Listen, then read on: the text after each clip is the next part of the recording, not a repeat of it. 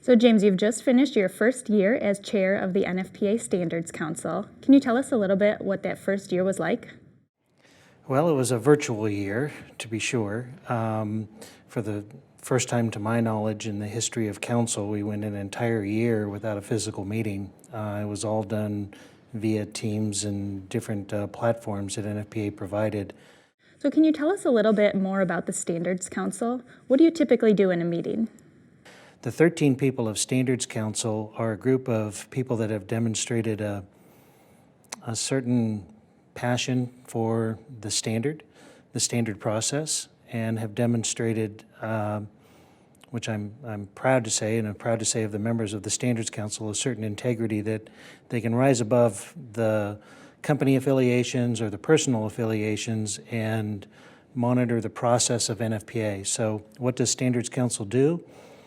It reviews the ANSI procedures of the NFPA standards, make sure that we're in compliance. It deals with conflicts or concerns within the NFPA standards.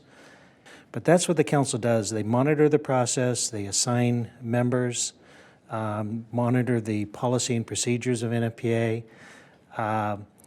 But it's 13 people that are very, very dedicated to the process of developing standards for NFPA. That's really interesting. How long have you served on the council? I've been on 7 years as a member of the committee, and now I have completed my first year as the chair. Excellent. So 8 years total. And that's for a 3-year term? 3-year term with the possibility of another 3 years if I don't misbehave. Is there anything special you're looking to accomplish in those years? Yeah, I think the NFPA process, the ANSI NFPA process, is second to none as far as a standards development process in the world. And as a participant on the technical committees for more than 30 years, I never really understood the next level of how all this stuff comes together. We would show up and fight for our interest and make sure that the standards were being developed in a way that we thought was appropriate as a manufacturer, as a contractor, in different areas of interest. But when you look at the Standards Council and you talk about membership and balance and who's representing who, it has to be monitored, and it has to have a group of people that can really take a second look at it, from a different level and say that technically is balanced, this one's not balanced, or this one needs to go into another cycle.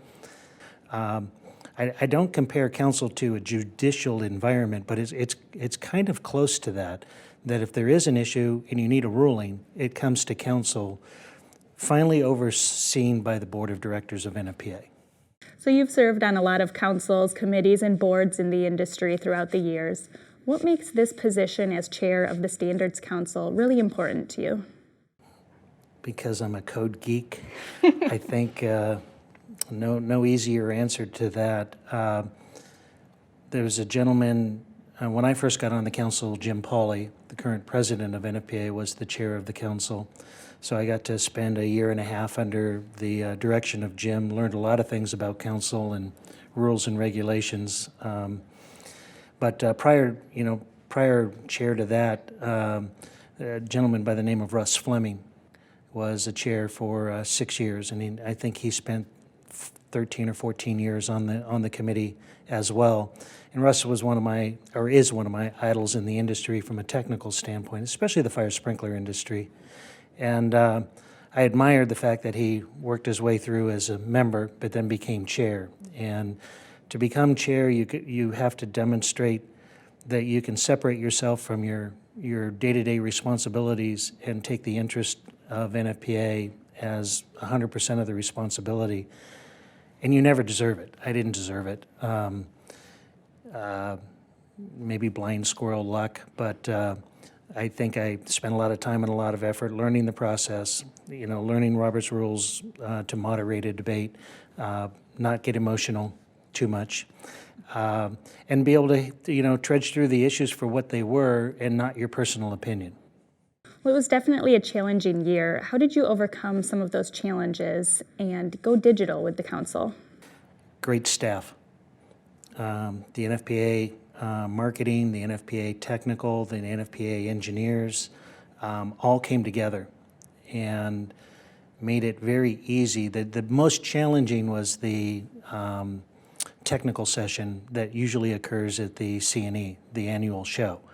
But that was the most challenging. So they had a very few amount of weeks to put together a online debate that lasted, I believe, 3 weeks, the online debate to the issues, in a format that had never been done before, and they pulled it off. So if someone was interested in getting more involved with NFPA committees and councils, what would be the first step you'd recommend, maybe as a roadmap to eventually getting to the council? Volunteer until it hurts. That's my favorite phrase. There are many NFPA committees, if you go online, that are soliciting input or soliciting members. You can apply to any committee you like under your interest category. And actually, staff will help you with your interest category to tell you whether you're a manufacturer, an architect, an engineer, a special expert, or an insurance, whatever your category is, because that's how they balance. But if you ever really, if you know your subject matter, you have a great value to the NFPA process. If you're willing to commit and participate and influence the standard, you're even a greater asset to the NFPA. I'm glad we did this because I haven't had a chance to tell the fire sprinkler industry in particular, one that I participate in, that we're well represented on the NFPA Council. Not that the fire sprinkler industry itself has a particular influence on it, but somebody who has the suppression background, who understands some of the hazards that are out there to life safety, that our voice is heard on council as well. James, thank you so much for telling us a bit more about the council. I couldn't think of a better representative for our industry. Yeah, it's my pleasure.